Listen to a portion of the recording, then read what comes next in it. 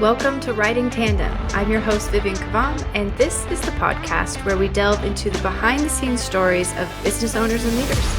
Our episodes are crafted to inspire, educate, and offer valuable tips to help business owners and nonprofits, just like you, design the lives they envision. Today, we're thrilled to bring you a special crossover episode with Your Next Chapter podcast, which is hosted by JT. And in this episode, JT and I explore the art of storytelling and its profound impact on organizations both internally and externally. And we also discuss the transformative power of podcasting in shaping narratives and influencing change. JT has some really great stories about this I know you're going to find fascinating. JT's business and Tandem Works both support similar organizations, albeit in slightly different ways. And our collaboration on this episode today aims to enrich and inspire you. And I think that's exactly what you're going to find. So sit back and enjoy what promises to be an enlightening and engaging conversation. Tune in to discover how powerful storytelling and podcasts can truly be. Let's dive in. Welcome everyone to a crossover episode, which is really fun. These are like some of my favorite things to do. So thanks for being here. And yeah, so I'm the host of Riding Tandem. And of course, you're the host of Your Next Chapter. And I thought it might be fun. Why don't you start first? You fill in what is your next chapter and what that all looks like. Well, absolutely. Happy to share more about the genesis of Your Next Chapter was, when you make podcasts for other people and have done so for years and years and years, there's always this, I don't know if I'd call it a chicken or the egg or what kind of conundrum there is in figuring out what you want to talk about, what I wanted to talk about on this podcast. Now, part of it is demonstrating to, potential clients, like the type of business that we run here. We care, we want to have a positive impact in the stories that we tell. And I thought, what better way, working with our talented executive producer, Nick Kastner, what would be a better way to get that message across, but also to meet folks that are doing cool, creative shows themselves, such as you, Vivian. And so a little networking, a little demonstrating of, what we do, and then getting deep with folks on why they tell stories, why storytelling is so important, and how that is kind of integrated with what they do. And the Your Next Chapter title, obviously the name of our company is Next Chapter Podcast, but I always like hearing when people made a pivot, either historically in their career or moving forward, like what's on the forefront, what's on the horizon. And so that's always kind of my favorite question at the end of every interview is, what's your next chapter? What are you looking at next? And we don't have to get there yet, but that's kind of where all this came together. Would you mind telling me a little bit more about Riding Tandem? I would love to know about your show's concept originally and you could bring it into the world. Yeah, absolutely. So, well, first I have to say, co-sign the whole, it's really fun to hear how people have these pivotal changes because we all go through those, right? But it's fun to hear the stories from other people. And that's a big piece of Riding Tandem. So we put together Riding Tandem, my business partner, Michaela, and I put together Riding Tandem as a way for business owners, people thinking about starting a business, and just leaders within organizations to be able to tell those stories. It's really a look behind the scenes. It's the real life stories where I think people have a lot of curiosity about what is it like to run a business? What does that, what does that entail? Because you see maybe a glamorized version of it, especially because there's been Shark Tank and just different shows out there. So what does it really look like? What are the behind the scenes stories?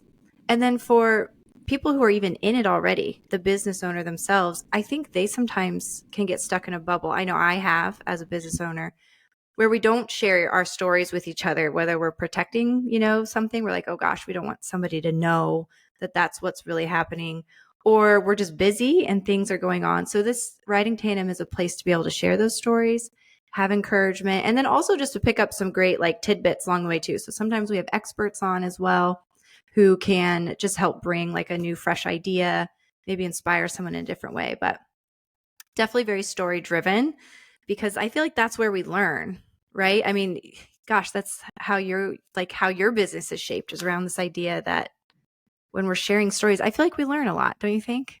100%. There's nothing like someone else's personal story of whether they're feeling stuck and deciding to start a business, or feeling stuck in their business and looking for kind of that new pathway to how do we redefine, because it's a constant evolution. I think that is happening. I don't know a lot of people who become an entrepreneur and then just kind of stick to their guns on No. what got them in it in the first place. And that means you're going to churn out, and maybe the business won't succeed unless you're really open to evolution. Yeah. So with that in mind too, I'm just curious, like, you gave a little history of where you're at right now, but what's like your backstory? Like bring me through your backstory a little bit. How did you end up here with this whole idea and concept? Yeah, absolutely. I grew up in Washington, D.C.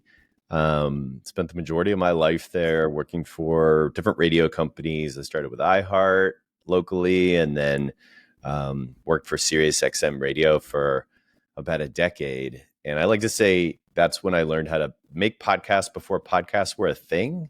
I was Right. producing a lot of weekly shows with some famous people from different walks of life, um, and I remember distinctly the tail end of that time when Apple Podcasts was just getting started, iTunes, and we'd put our shows on iTunes, and I thought to myself, I was like, who's going to listen to this? I guess it was a nice way to give away something for free on that platform. But yeah, I always thumbed my nose at the podcasting world until I joined a company, TuneIn Internet Radio in San Francisco. And it's a proper tech company, but internet radio. And I launched, handful of podcasts there in the 3 years that I was there. But I did notice that the podcast industry was taking off. And I thought to myself, I'm kind of hamstrung in a way at TuneIn to be able to be more nimble. I felt as a podcast producer with all this background in radio that I could apply a lot of what I've learned and be more nimble, starting my own company, Yeah. that next chapter. So that's where I saw the opportunity. And then so fortunate, the timing of our first original podcast, the 500, we got a deal with Spotify. And then we produced a News for Kids show with my partner in the kids department, Tracy Kaplan. This News for Kids show, Yes. the 10 News, we got a deal with iHeart for that. Um, and since then, it's been producing podcasts for clients and for nonprofits mostly that really want to tell stories, and for us to be able to facilitate that has been such a pleasure over the last 6 years. Amazing. That's awesome. Yeah, the kids news program, when we first met, I was like, hold up. I have listened to that. And it's great. Like, it's such an excellent way for kids to just kind of be in the know.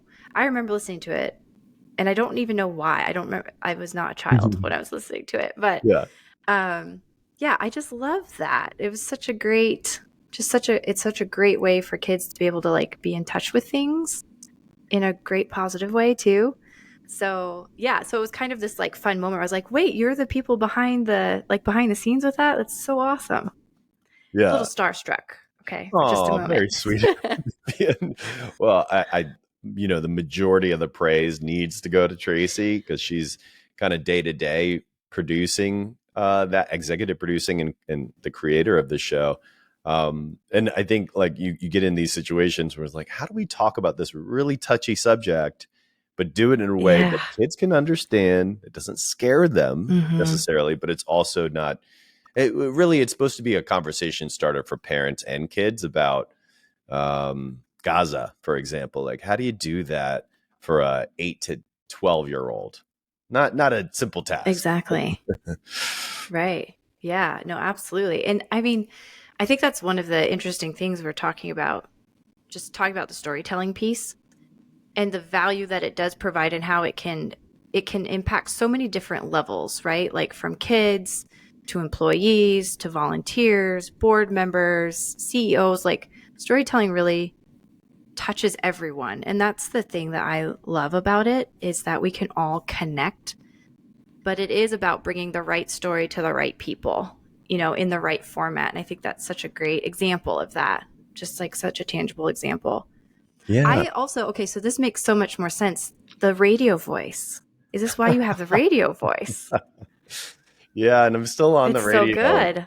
I During the pandemic, I moved to Maui 3.5 years ago, and my whole business went online. So it's like, why am I still paying these crazy rents in San Francisco and all of that? So I know I wasn't the only one. A lot of people moved to Austin, Texas from California, and there was quite a Right. migration maybe out of the cities.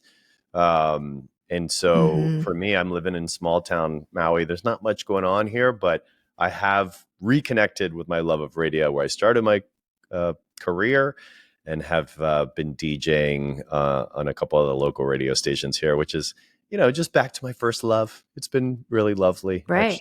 actually, doing that. That's awesome. So Yeah. I am curious then, because your background was in, so much in radio and then starting your own business. What were some of the things that you found you loved, and what were some of the things that you found maybe more of a challenge sort of moving into that space? Well, definitely. Well, one thing I'll say candidly, not the most organized person. I'm much more on the creative side. So as a CEO, that means that like the accounting and kind of the Right. harder things, that like setting up LLCs, like, I was able to to do those things given the tools available. LegalZoom, thank you. But Right.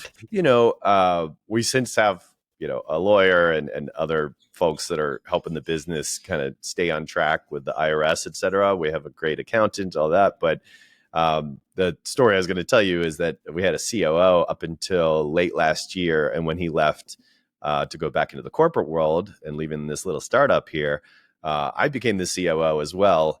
And I will not say it's a passion for me. It's definitely, making sure people get paid on time. We just got through the first tax season without the COO, and that was my biggest trepidation and Mm-hmm. concern. I think we got through it unscathed, but like I said, They not will my let you passion. know. But yeah, but it's definitely been a challenge and an exciting one. Maybe less excitement, but more, like trying out muscles that aren't, super strong, and kind of getting checking the boxes and dotting the I's and crossing the T's, hopefully against my kind of natural inclination. Yeah. It is interesting to wiggle into spaces that don't feel particularly comfortable. And when you're running a business or a nonprofit too, I know like we both have a lot of crossover with for profit and nonprofit. And we do quite a bit of our work actually is with nonprofits as well. But in both, like you're often stretched and asked to wiggle into spaces that aren't necessarily like your wheelhouse or your first love. And we actually here at Tandem Works, even we're a small company, but we still have, we call it an accountability chart that we keep on the wall.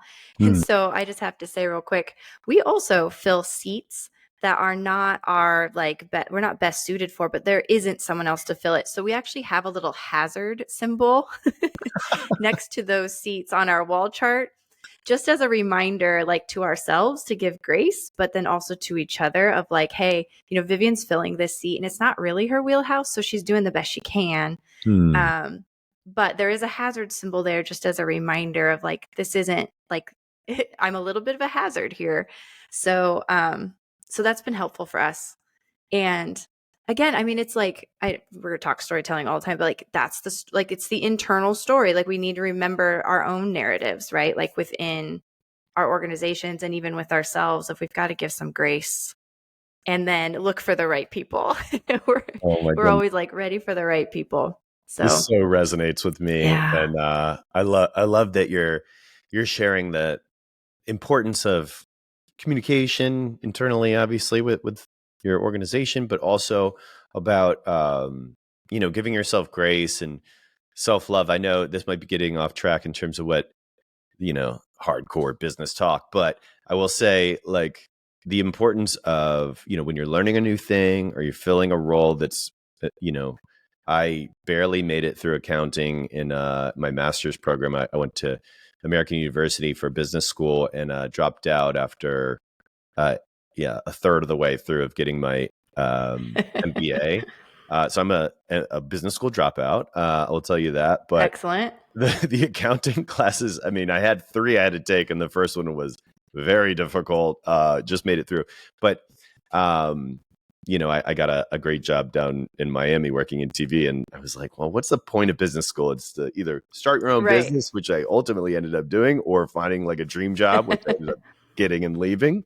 But all that is to say is that, growing up, in DC, I have had a tendency to be really hard on myself and to be a perfectionist and all that. And what that doesn't really make room for is the delegation and the realizing you may not be the strongest at a certain aspect of your business, but rather than being hard on yourself and feeling really bad about it, feeling guilty, really acknowledging kind of publicly or privately within your organization, like, hey, that hazard sign is there for a reason. And one day we'll find a person who's really good at this. But maybe for now, I just need that grace. I think that's a beautiful thing. And that's been what the last 3+ years has been for me, is all, self-love and how do I go easy on myself when that doesn't come naturally to me. Do you have any similarities there or Oh experience with gosh. that?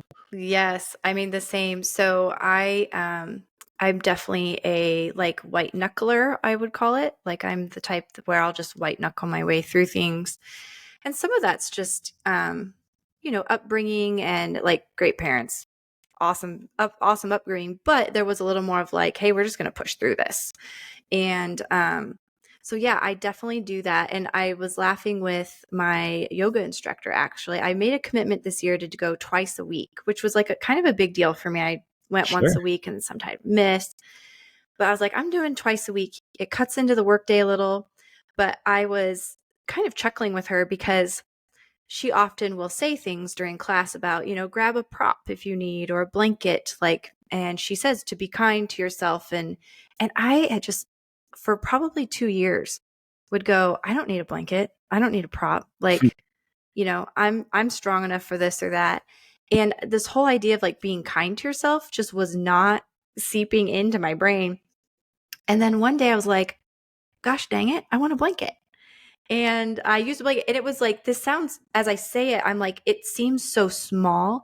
And yet in my brain, it like cracked open this whole area that's really impacted all areas of my life and in business and personal life, both, which are really quite intertwined for me, of just this repeating to myself, like, okay, you need to be kind to yourself and to others. It's not just about being kind to others. Like you've got to be kind to yourself. So yeah, and that has not come naturally for me at all. Just very much a like, kind of no pain, no gain type of mentality. And Yeah. I do think there are times that you do push through and you need to have the tenacity. But I think I was like 99.9% tenacity and half of a percent of, kindness to myself. So yeah, it's been a journey. And again, it's like those stories that we tell ourselves, right? Hmm. And then that seeps into our culture. I know one of the things we wanted to talk about was just like telling our own story and what storytelling, like what's the value that it provides to organizations. Yeah. And I know we'll probably talk about sort of the external storytelling part because that's, where a lot of people are. But I just want to say like the internal storytelling that happens within an organization, I think is where some of the highest value is. Businesses and nonprofit organizations often get stuck in, I don't know how to tell my story. I don't know how to tell my story. I don't know which story to tell. Oh, yeah. And it's usually outwardly, right? To hire or to bring in a new client or to recruit, et cetera. Maybe bring in donor dollars. And a lot of times what we end up talking with organizations about is, well, what are the stories we're telling internally first, both to ourselves as the board or the CEO or, as a team? What are we saying to ourselves? What are we saying to each other? Because that story will naturally start to ripple outside of your walls. And there's certainly mechanics that can be put in place, whether you're opt for a podcast, or you're going to do print and things like that. But so much of the value, I think, starts within the organization itself, and then that story perpetuates itself outward. So we've come up against that a couple times. I don't mean against it necessarily in like a negative way, but Yeah. where that's like a big awakening idea of like, oh, we've been so focused on our social media or something like that, but we're not even 100% sure what our story is to each other right now. So No, that's yeah, that's been really a big one. important. Yeah, no, I Mm-hmm. love that. And I think one thing that we were in the process, just a quick anecdote of launching a new website. And we were on this old version of Squarespace. Our web developer was like, you have to get off this because on mobile, it doesn't look good. Like, looks bad. Yeah. It's like, okay, we need to upgrade. We're going to create a new website. And so what we did in that process was had a brand audit we did with Right. a staff member, Brian Douglas, who did such a good job of like, all right, let's open up. We may not be in the same place to do like proper whiteboarding necessarily. We're spread out across the country, but we can do like kind of a digital virtual whiteboarding of like, all right, let's look at our mission. Let's look at our what are we putting out into the world now, and who are we and who do we want to be? That work Yeah. was so valuable for us to look at our mission statement, maybe tweak it, maybe think about, how are we going to present to the world with this new website? Caused us to go inside, caused us to Right. really, between my business partner, Michael, and myself, and with Brian and with some others, looking at it and to get a greater understand of who we are and who we want to be was that first step. So that your story really Mm-hmm. speaks to me, and I think it applies to anyone who might hire us or want to work with us to take that time, even if it feels like, no, let's just get to it. Let's make the podcast. Yes. What's the concept, that we're going to pursue, et cetera. And really, I think you're skipping a step that's really important. Right. When somebody comes to an organization, comes to you and says, we're thinking about a podcast, where do you start them off? Do they tend to present like, we just have the idea, we kind of baked, it's already fully baked? Or are they coming to you saying, we just like this podcast idea? Where do we start? Like, what stage are they at? Yeah, we find, in that early phase of the conceptualization of what the podcast should look like and sound like and the purpose, we have clients from all different stages of readiness. Some, Mm-hmm. they have the talent in place, it's the CEO of their organization, and they, talk the talk, so they're ready to go. And it's just a matter of them, interviewing folks about an issue that's really important to their business. And then other times you have, we're walking in the door with pretty much nothing, and it took us months to name the show, and finding the Right. talent took a lot of time because you want someone else hosting it. Like, recent example was with the museum based in North Carolina, called the Levine Museum of the New South. So they're a history museum with a social justice angle, which is very much aligned with the type of content we want to be creating. So the good thing is they have history, and history does well in podcasting. Mm-hmm. People want to learn and have good takeaways, and so, okay, you're starting off with some good material there, but who's going to be the one talking? How are we going to craft each episode? Is it going to be, you have this more simple, we're doing an interview podcast now, so that's a little bit more simple than if you're adding in kind of a historical context of a teaser at the beginning of the episode, and maybe you have multiple interviews like we did for this series, as opposed to like, this is just one interview and we're going to put this episode out. Mm-hmm. So yeah, the structure of it and how complicated that is, getting a good team with a strong producer with experience, and then a great sound designer and editors. And yeah, I like to say we build teams around people, even if that the people behind it, they might know they want a podcast, but how do they want it to sound? It's really a collaborative effort. What's your experience? Do you have fully baked most of the time? Do you have some that say, hey, I get the podcasting is valuable, but I don't know where to start, and you kind of pick up there? Yeah, so that's a great question. A lot of times, podcasts generally with us come up during we have kind of a signature offering. We do a lot of customized work, which it sounds like you do as well. Like you're kind Yeah. of picking and pulling and choosing what makes sense. But we do have a couple of signature offers, and one is our communication and roadmap sessions. And so that's where a lot of people would think of it as like a marketing plan.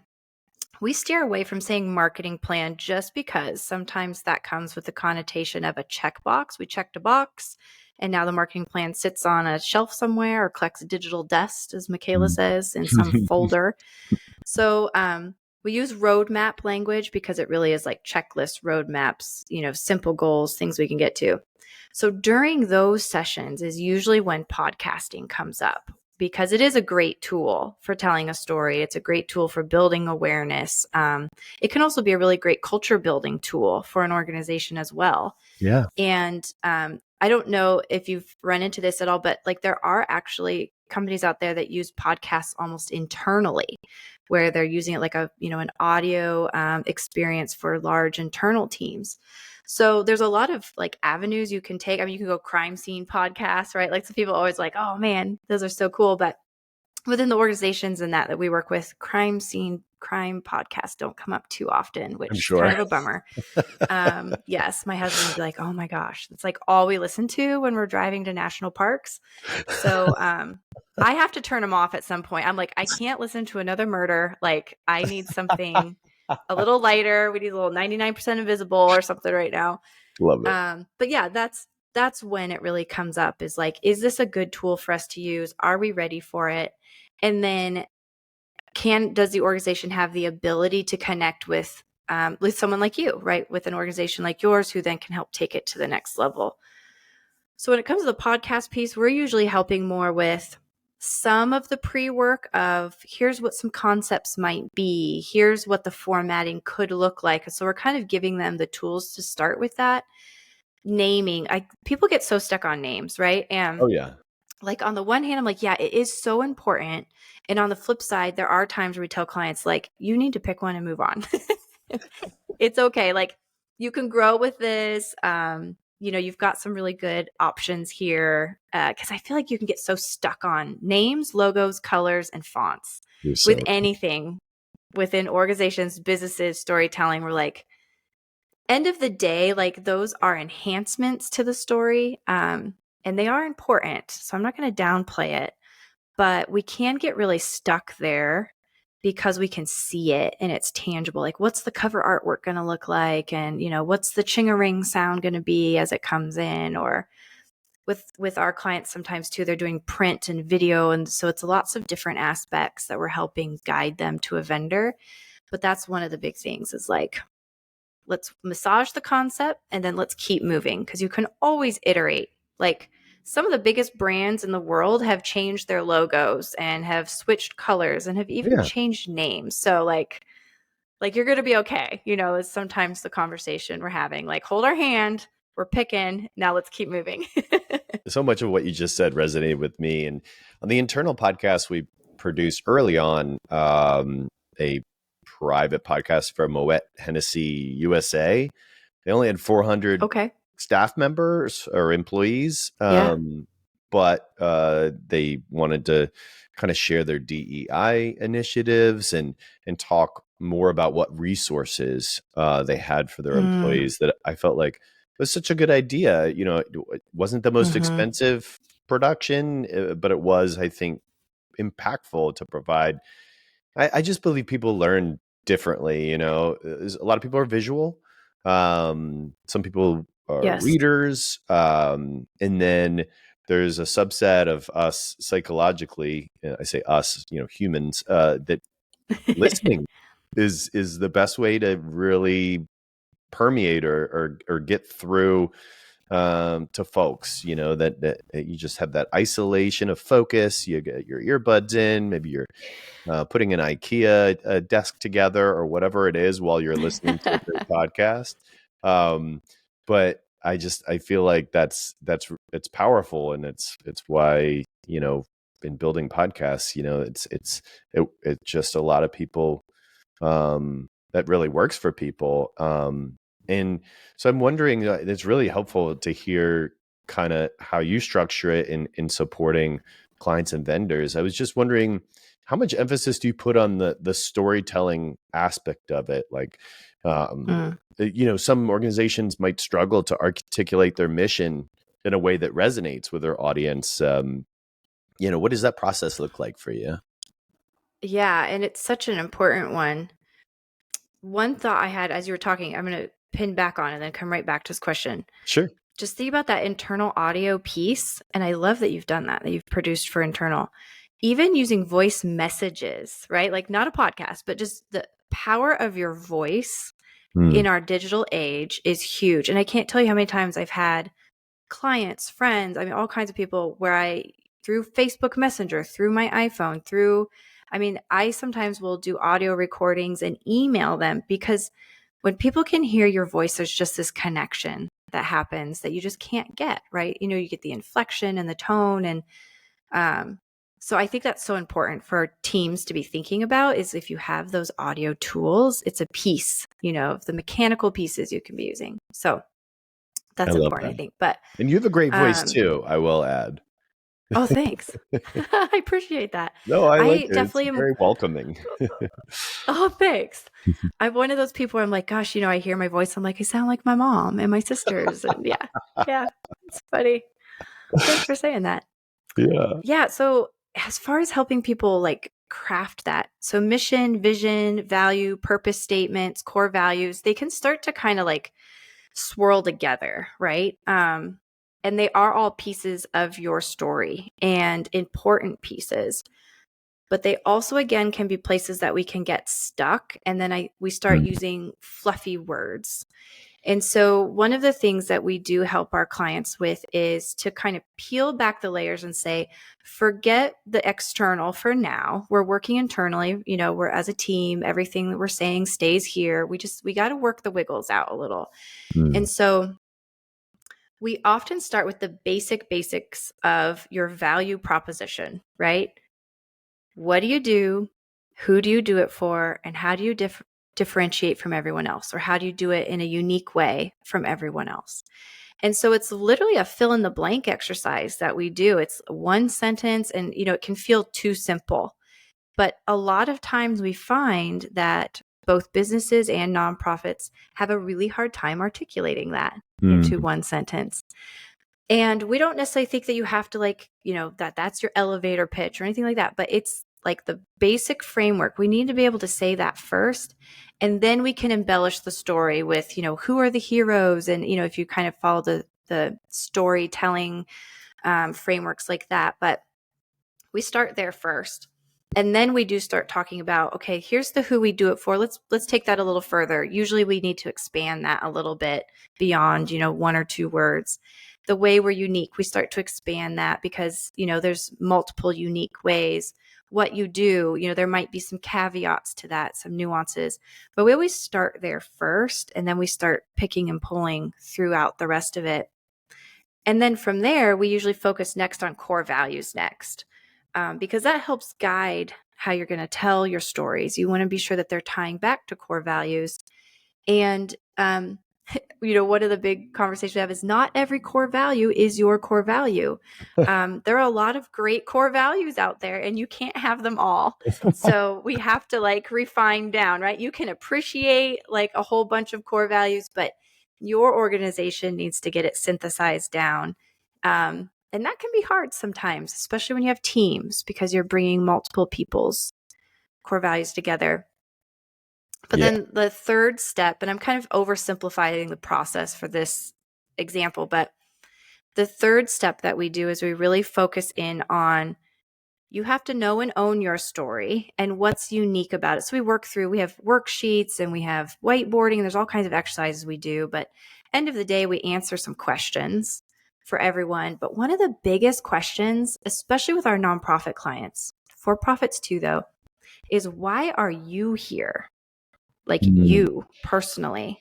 And it's very different for people. And there's nothing wrong with saying, well, I'm here because there's great benefits. I like the flexible schedule. It aligns with things I value, et cetera, et cetera. For someone else, they may have a very personal story that's like, a gut wrenching story about why they're here with a family member, et cetera. Both of those stories are valuable and they both bring important pieces to the table. So we workshop through those. And then the last piece is really working on, do you understand your audience's story? Because at the end of the day, your story is important, but if we can't figure out how to connect it with your audience, who, by the way, is standing in the grocery store line, scrolling or reading or consuming while being distracted by a toddler who wants the candy bar, all these things, we got to be sure that we're really connecting with their story. So, and I think that's true of the podcast, right? Like, are you capturing them in in the hubbub of the day? Are they going to take the time to flip that podcast on while they're on the treadmill or driving or picking kids up in the school line, whatever it is, for them? Putting together an IKEA table, great example. I can't do that. I cannot listen to something and put together an IKEA table. I'm just going to say that right now. That is not a skill I have. I often use that example because I was listening to The Startup, which actually inspired me to start this startup with Next Chapter. Yeah. And I was literally putting together IKEA furniture when I was listening to it, and I just could not stop listening. You're talented. Yeah, so I use that example all the time because it was inspiring to me, and I thought, oh, we can inspire other people. We can make great podcasts that tell great stories, and just to kind of hammer home your point about kind of connecting your mission with your clients, kind of experience of working with us. I was wondering, would you share some examples of some nonprofit organizations or just in general clients that have excelled in their storytelling thanks to your support? Yeah. So one that I think of right off, there's two actually. Gosh, now I'm like, no, there's three. Yeah. We've had some really great clients. Like they're awesome. But one that comes to mind is the local chapter of Habitat for Humanity in our area.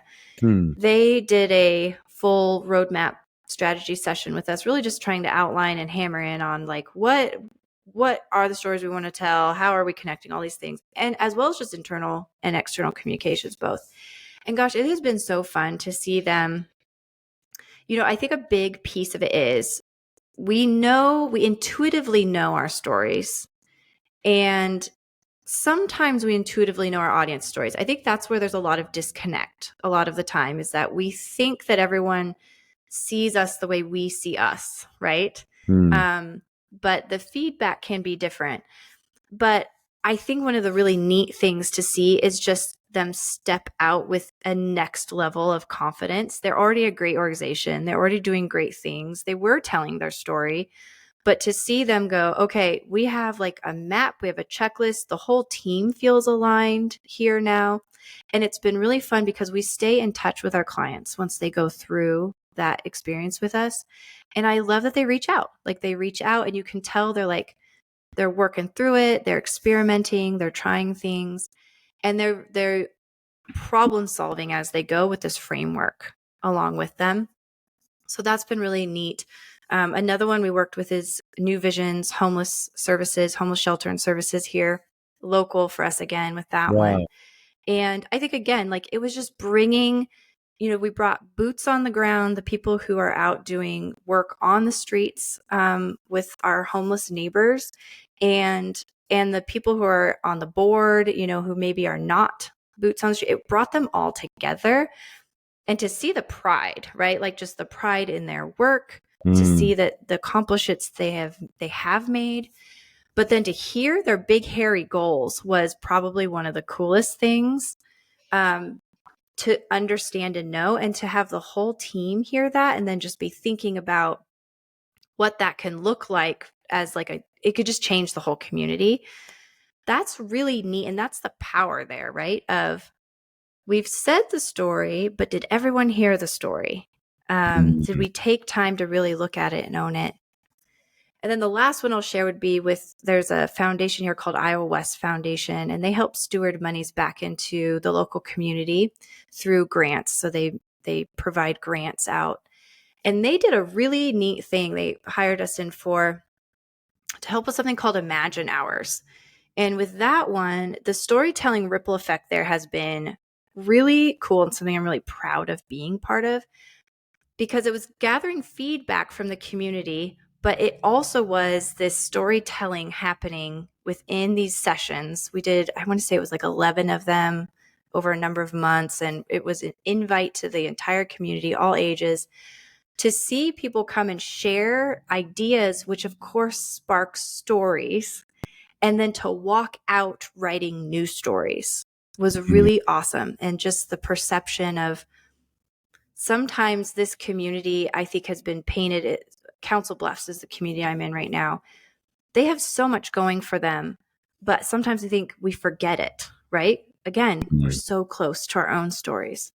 So it's just been neat to see how they've taken that and they are rippling that out. They've been doing a great job with just being sure that people are aware, because that was a big learning, was people are very connected to the stories here, but they're not necessarily remembering to tell them. Those aren't the stories that they're remembering to tell. So they've been doing a great job of now telling those and making sure that they are out front and center. So that's been a neat one, which That's makes me great. think about like with your podcasts. Thanks. Yeah, it's neat to be part of those things. And it's not us. Like, we do these short windows, right, with clients, and then they're the ones who really take it. And so they're the ones who really should get the applause with that, for sure. No, I love this. And But I yeah. just want to say, from everything you've shared, I mean, I'm so glad Nick put us together to have this conversation um, because one thing, if you look at our content, you look at all our podcasts, we do so many different things.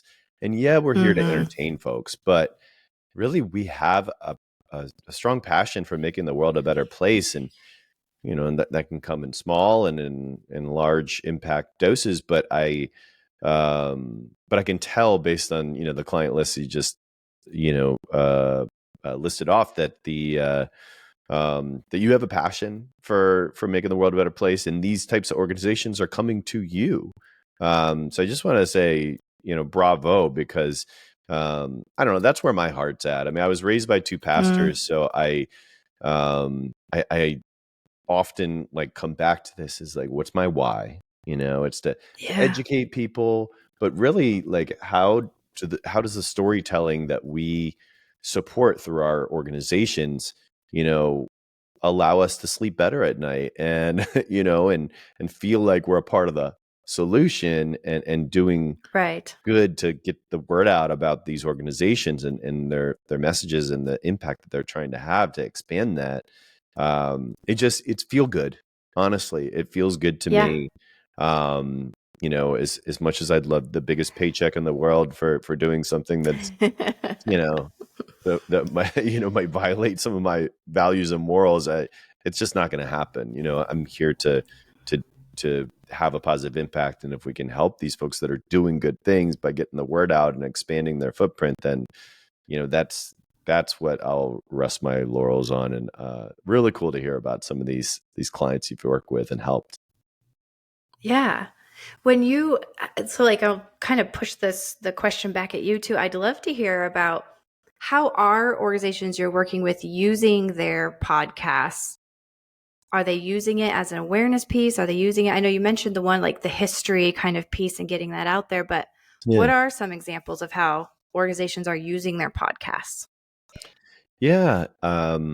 Well, all different. In terms of the nature of each podcast and client, for sure. But um, late last year, late 2023, we worked with an organization that was really trying to reach a very specific goal, trying to reach women in the South, white women in the South who are religious and undecided voters. So our goal Mm, was to um, reach them with a faith-based message that is centered on social justice, on um, race, and trying to communicate stories about civil rights and the progress that's been made there, but really using the church and the faith-based content to show, like, am I my brother's keeper despite what they look like and where they come from. Mm-hmm. It was a really unique and very, like I said, specific target.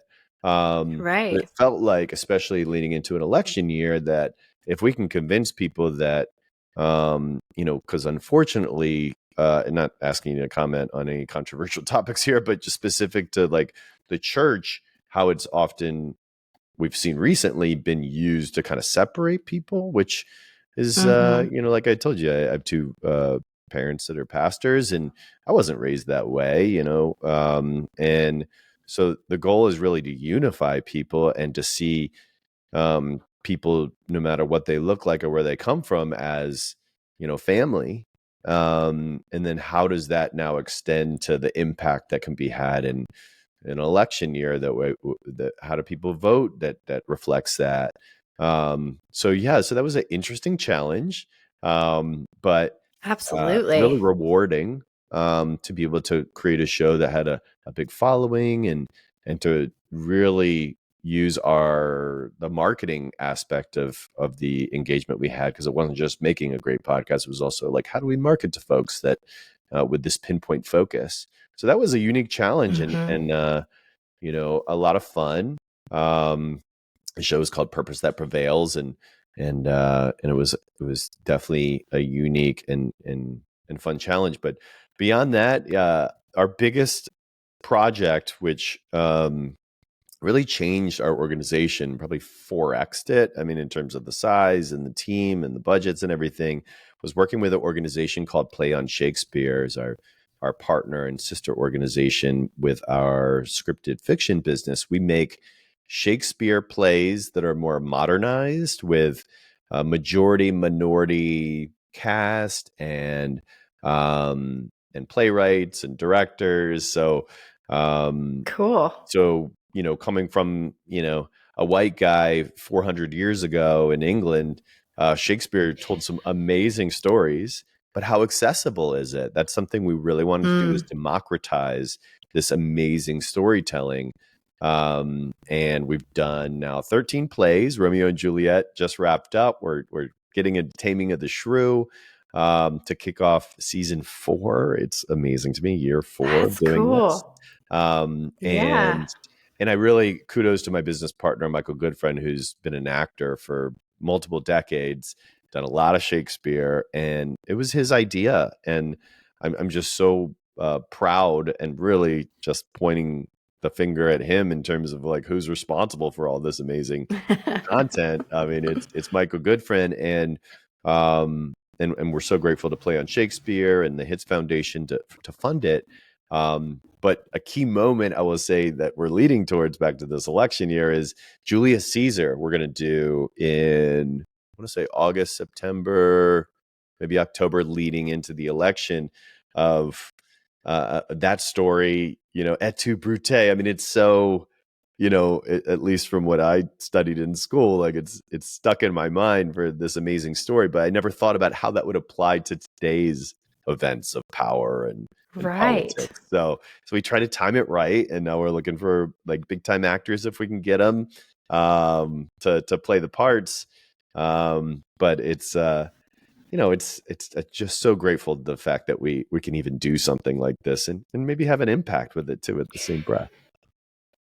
Yeah. What a fun, like, creative endeavor.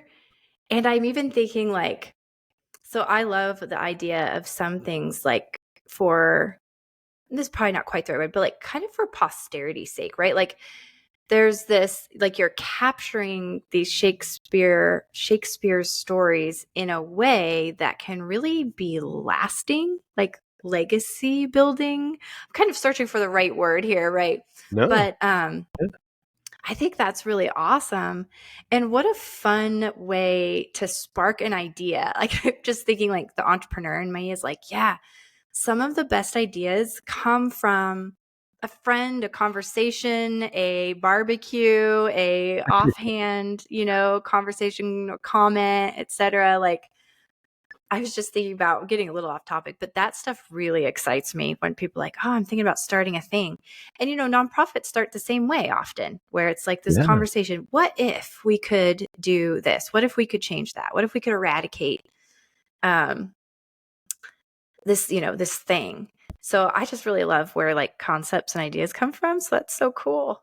And yeah, Yeah. year 4, congrats on that.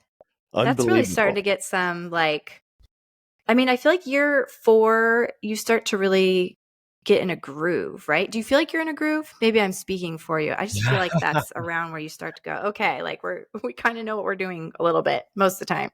I do, but I do feel like we're in a groove, and I would add to that back to what we were talking about earlier on, as far as like how an organization evolves and always looking for the next thing. Um, you know, when I looked down and saw that the majority of our revenue comes from nonprofits, I thought, well, this is all based on relationships currently. It's mostly Mm, who you know, or maybe one step removed, someone will recommend us. Like that's how we got the gig with the Levine Museum of the New South in Charlotte, North Carolina, is because the interim CEO was the former, I think, president or something like that of the Chicago History Museum. And we had done a full pitch with them.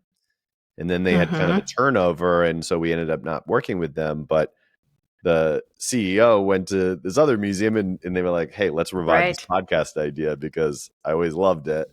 And so, who knew? You never know. And I'm sure anyone listening to this, you can put feelers out, you can put a proposal out in your business, and then who knows how long it takes for something good to come from that, and that relationship that you built and showed, your passion and credibility, it could materialize in other ways down the road, so I think it's Yes. important to stay in touch for sure, and then also, just always do your best, in terms of like sharing, what you believe in, and then, the people that resonate with that, they'll find you, maybe down the road with a different organization. But all that is to say is that we put a lot more effort now into nonprofits because it has been successful for us, and I believe successful for the nonprofits we've been working with, because whether they have a lot of cooks in the kitchen or whatever it is, I mean, a lot of what we're talking about is messaging today and storytelling.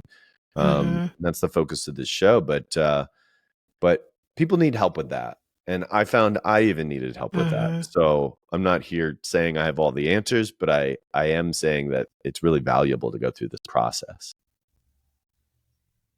Yeah, and I'll just co-sign that. Like we are very much guilty of like the plumber who does not have good plumbing, where we pull people in, right, to help us. We ask questions too. We validate where our story is, and we get off track with our story as a company who helps people figure out their stories and how to talk about them. Yeah. Because again, I think it's just important to realize that it's just so easy to be too close, and Mm. it's so easy to be able to bring people in a room and be able to see the pieces come together. But when you're part of the pieces and you're trying to like do it yourself, we've often found like because we do a lot of brainstorming, we're really good at that. Like we're really good at facilitating conversations, and we're good at drawing out ideas, and we have lots of tools in our toolbox that we can pull out quickly. Even as conversations change, like we switch, we change what we're doing in a session. But with ourselves, we're kind of terrible. Mm. um I can't tell you how many times, Michaela and I will be sitting there, we're kind of whiteboarding something, and we have to step outside and either say, what would we tell somebody else right now, which has been a really helpful question to ask, Mm. um or do we need to pull somebody in, and not being too prideful, right, to say like we need help, like we need to pull in somebody who does what we do to help us figure out these things. So that I think is just important to remember, like staying humble and staying curious. That's one of our core values, is to stay Mm. curious. And by asking questions, we can figure things out together with other people most of the time. Sometimes too, like you just got to sleep on it a little bit, come back to it, like Yep. full circle, and give yourself a little grace with that too. But That I think is really important to remember. Like, you don't have to be the expert of everything, and you can pull other experts in. Yeah. And I mean, the same with the podcasting. Like, I think there's a lot out there. There's so many great tools out there. Like, can you produce a podcast on your own? Yes, absolutely. You can do that. Are there Yeah. great tools, technologies? Yeah, absolutely. But there is still value in pulling in people and a team and a company like yours, you know, where they can come to you and say, we're trying to hash through these ideas, help guide us. You like utilize the wisdom of those experts as well. Which Yeah. I am curious, like just thinking about that technology piece. Like, are you finding technology pieces that you're using? Are there digital platforms that are like playing in for these nonprofits, whether it's, are you noticing from a podcasting standpoint or maybe just other things too? Like, how's technology and digital platforms playing in for your clients right now? Yeah, I'm glad you brought it up, and I think given the numbers that keep climbing for podcast consumption, the number I'm always looking at is percentage of the U.S. population that has listened to a podcast in the last month. So that goes up Okay. every year. The Mm-hmm. pandemic had a little ripple effect, where it was a big burst and maybe slowed down, but still, it continues to increase. So specific to the types of technology, some podcast listeners, a lot of them are getting more savvy, so they're using specific apps.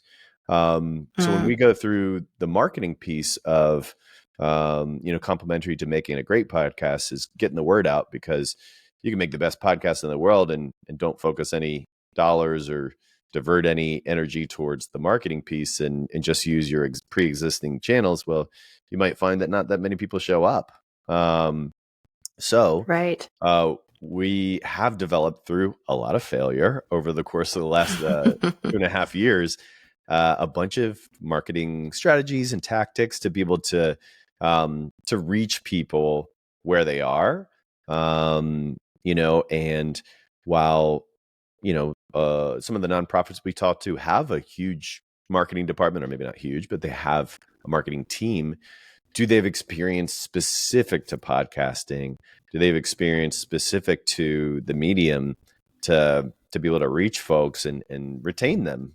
Because there's Mhm. also a lot of services out there that on the marketing front specific to podcasts that can get your numbers up, but then the day you stop paying them, you're back down to zero or one or two downloads a day. And it's like, okay, wait a second. Right. Hey, That where did those actually have come an from? impact? So, so like I said, through a lot of failure, and I know I'm just honing in on the um, I'm just honing in on the marketing side, but we've learned, out of the 15, 20 things we've tried, only a handful of tactics actually work with creating Mm-hmm. subscribers, creating that affinity, the loyal followers that want that next episode, versus kind of pay to play, and then you don't really see that retention. The other aspect I would say is, I told you about moving to Maui. Um, I wouldn't have done that because I was spending a lot of time in LA, going back and forth to San Francisco, for clients. I wouldn't have done that had it not been for the pandemic. But technology, while it's grown leaps and bounds since 2020, it really was that sea change moment where everyone had to be home. And so Right. I don't know how many kits we have, at least a dozen that we send, whether it's our Shakespearean actors performing at home. We've had internationally, we have a Tony Award winner down in Panama, hosting or acting from her studio, to Very cool. all sorts of different professional athletes and these nonprofits who have hired us, and we find talent, and so we're shipping high quality microphones and equipment to their homes. So that's another impact, I'd say, technology having. Like you said, anyone can host a podcast from their computer or even their phone, super easy. Mm-hmm. But we're a team to support, and we know what works, again, based on too much failure, so that so they don't have to make the same mistakes. And yes, they're paying us, it's more expensive, but at least you're not going to waste your time, spin your wheels, because from the get-go we can get the right equipment to you and solve for that. Oh, I have one host in North Carolina and the other one in Maryland or California or what have you. So all that stuff is just things we faced already. And so we're just very, very used to that. I'm just curious in your work that Yeah. how technology has an impact. Well, I would say probably the biggest one on everyone's mind within the world that we work with is ChatGPT. Oh, The yeah. whole ChatGPT, AI, AI in general, but especially ChatGPT or its equivalents. There's Magic Write through Canva. There's a lot, the Grammarly has come out, like everyone's kind of coming out with these or has, but I'll just say ChatGPT for now. Yeah, there's been a huge there is hesitation with it of should we be using that? I don't understand it. Is it scary? Is it something does it align with my values? Actually has been something that has come up quite a bit for both nonprofits, for profits. We've been talking about working with a college as they're just figuring out, like, you've got the whole student thing, but then you just also have your admin team, et cetera. Maybe they're not writing papers and there's plagiarism issues, but yeah, I think there's just lots of questions around that, the ethics of it. But then also, I think there's a lot of excitement around it of what can this do? How can I harness it? How can I really maximize this? So I feel like we have, the two camps. We have some clients and colleagues who are like so excited. I'm one of those who's really excited about it with some questions, right? Sure. Because I'm not a writer. I really like audio, as with this. I really like being able to do audio. I like being able to do video. Like those resonate well with me. I'm not a great writer. And so with ChatGPT, that's what I leaned into it first for, was just helping me draft and write and things. But gosh, I mean, the tool that it can be to brainstorm, to kind of converse through as a brainstorm buddy or as a bit of a consultant. I have a friend who's actually starting his own business, and he says, you, Vivian, and ChatGPT are my business consultants right now. I'm like, okay, well, I am not offended. So yeah, there's just, I think, people leaning into that, and it's a great tool for storytelling where you can maybe feed it some of your story, a brand guide, some of the narrative, maybe you're using, and ask it to ask you intelligent questions about it. What does it see your audience resonating with? Where does it see holes? There's a lot of really great ways that it can be used. So we've actually started teaching workshops on that, on how to use ChatGPT for lots of things, storytelling, Right. as well as just creating presentations, brainstorming outlines, increasing efficiency. So a lot of what we do, I think people think of us as a marketing agency. We're actually not a marketing agency at all. We touch marketing quite a bit because of the storytelling piece, but we also help organizations a lot with even just being more efficient. Because when you're efficient, again, what's that internal story we're telling? If we can be efficient, it leaves more room to have time to tell the stories and not feel like our hair's on fire.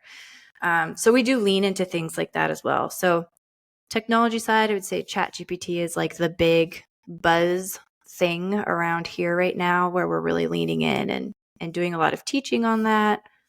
We have a lot of people just asking questions. We try to answer as much as we can. We are not necessarily the experts, but we have really leaned in to learn a lot about it. And that's been great. And from like a podcast standpoint, and we've had people, back to the naming thing, right? Like it's a great brainstorming spot. Like Yeah. feed some of your names in there, ask for some wild ideas, and the wild ideas are usually the ones that spark the great ideas. So we Yeah. found that too, like ChatGPT doesn't always give you the answer, but it can help spark you if you're feeling a little stuck in a rut too. So that's where I'm at. Funny last story with that is I was so excited on board with it. My business partner, Michaela, was not. She was actually she was like, can you just stop talking about this? Because I was like, and then this, and then we could do that, and then there's this. And it's really funny because it has completely flipped. She now is the Really? one who's like running spreadsheets, and she's building her own bots and all this, and is really heading up teaching those workshops. So for the naysayers out there, just beware you may be the next biggest advocate. I don't know. But yeah, I have to chuckle about it a little bit. That narrative definitely flipped. Oh, I love that. And I think in the Yeah. past maybe 6 months, we've used ChatGPT to create show names and subtitles, I want to say, at least as a Yeah. starting point of here's like 10, Yes. 15 options and like hate this. Mm-hmm. So this one could work, and you kind of go through.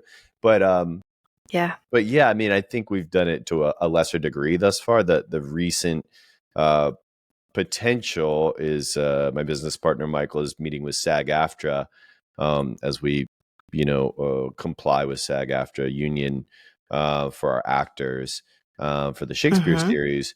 But we've been toying with the idea of doing multilingual versions to make it even more accessible to a Yes. Spanish speaking audience, or Yeah. um, Absolutely. Japanese, German, who knows where we'll go with it. Um, but using AI to either create the scripts or even have voices being recorded. So Mm-hmm. recording these roles.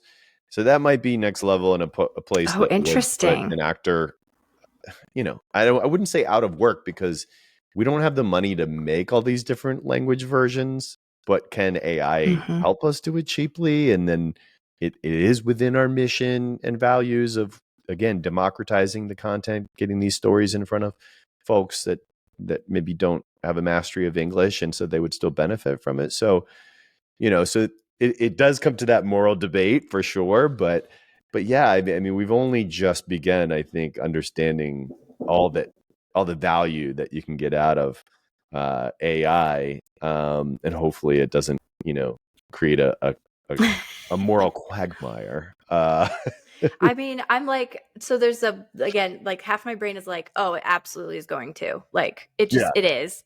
And then there's the other half of my brain that's like, it's going to be fine. And we're going to figure it out. And we're going to, like, there's going to be all this great stuff. So I definitely am like, I'm on this side, I'm on that side. But, oh, that's so interesting. Yeah. To think about being able to use it for voice and everything. And, so the big thing that people say all the time is it for on whatever level, like it's going to put people out of work. It's going to put people out of work. And I'm not a wizard, so I don't have a crystal ball. yeah. But what I have seen thus far in the bit of life I've had, and then just thinking about history, like looking back, historically, technology, it changes people's jobs. It doesn't necessarily put them out of jobs. I think it's how we frame that, right? Like, Hmm. you have to giggle a little bit when, well, this and that. And you're like, yeah, just like calculators were going to make it so we couldn't, and we'd never carry a computer in our pocket, just all these things that people use as examples. Yeah, But it is true. It just changes the jobs. It changes the landscape. And change, I think, is the hard, scary part. it is. Change can feel difficult. But again, I mean, just tying it back to story, like what is the narrative we're telling ourselves and others really does impact how we're going to view these things, and also how we're going to step into the ethics of those. And I think when we all back away because we're like, it feels uncomfortable, and I'll raise my hand and say, I've been in that situation and am. It can feel uncomfortable. And so I just don't want to engage at all. And the problem, I think, with that is then my voice gets left in the dust when it's Hmm. important. And, I may not choose to engage with every technology out there. I may decide for whatever values reason it doesn't align. However, I do feel committed to not backing away from learning about it, finding out about it, being open, so that it's the stay curious piece, right? To stay Right. curious with that. Otherwise, the people who can speak good ethics into things, your voice won't be there. It will have been discounted. So I'm trying to think about that. I think about my grandma, right? Like she has so much wisdom. And when those older generations back away from new things, we lose their wisdom and we lose their voices. Mm. They become discounted. And so I'm hopeful that I'm a grandma someday that doesn't, but I have a feeling I'm going to be a little leery of some of the technology by that time too. Get off my You could do lawn. what? Yeah, you're flying where? How did you do that? What do you mean you did it in 2 seconds? I don't know. These newfangled whatevers, but that's just one of the things I think about a bit. But Oh, I love those. I love hey, that you brought your grandmother into it as well. That's awesome. yeah. Oh, she's awesome. She's great. But yeah, I mean, technology moves so fast, it can feel really scary. It really Yeah, can. to everyone. Yeah. This has been so wonderful. I Well, know we've gone over I time, know.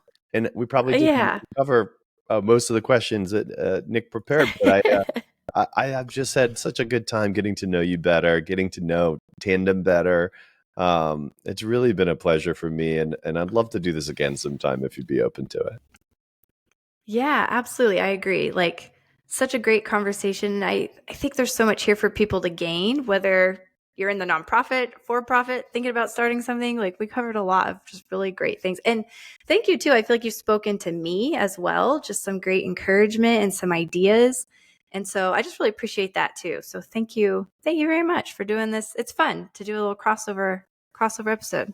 Yeah, no, this is really fun. I'm so glad we did it. Hey, wasn't that a really fun conversation? I'm going to encourage you to go check out Your Next Chapter, which is hosted by JT, his podcast. There's just some really great stories there. And I think you're going to find even more inspiration. And that's one of the things I love about podcasts is that you can be, hopping into different podcasts, checking them out, and just finding the ones that resonate with you. With that being said, if you're enjoying the Riding Tandem podcast, be sure to leave your star reviews. Those good star reviews help us be able to bring more content your way and for others to know all about Riding Tandem. And I'm going to encourage you as well, who needs to hear this episode or previous episode? Be sure to drop them a link to some of your favorite episodes. That also helps this podcast to grow as well. And be sure, one more time, I'm going to plug it, Your Next Chapter, hosted by JT. Be sure to hop over there and give one of his episodes a listen next. And we'll see you next time here on Riding Tandem.